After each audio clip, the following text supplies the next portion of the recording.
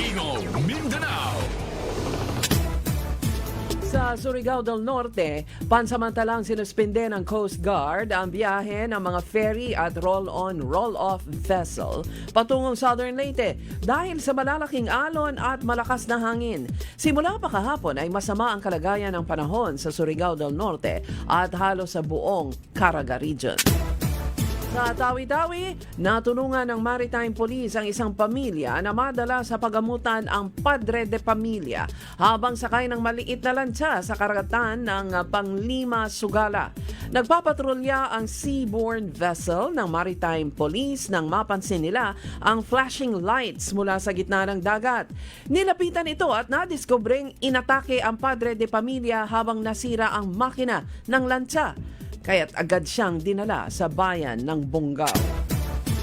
Sa Zamboanga City, dahil sa walang tigil na ulan, buong araw kahapon, sinuspende sa city government ang pasok.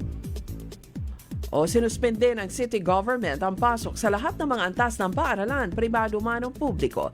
Pinayuhan din ng city LGU ang lahat ng mga nakatira malapit sa ilog o tabing dagat na agad na lumikas kung kinakailangan upang makaiwas sa kapahamakan.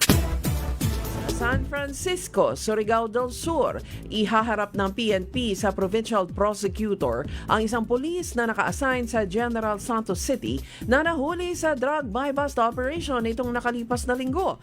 Kinilala ang suspect na si alias Edwin na nakatalaga sa Pro 12 Regional Communication and Electronic Unit. Siya ay work from home dahil sa kanyang spinal tuberculosis mula pa Pebrero ng taong ito. Sa Bansalan, Davao del Sur, abot sa 3.3 million pesos na halaga ng smuggled cigarettes ang nakumpiska ng CIDG sa police checkpoint ng Kinuskusan sa bayan ng Bansalan at naaresto ang 2 katao. Ang kontrabando ay sakay ng Isuzu cargo truck na ibibiyahe sana ng mga suspect patungong Davao City. Tigo, Mindanao.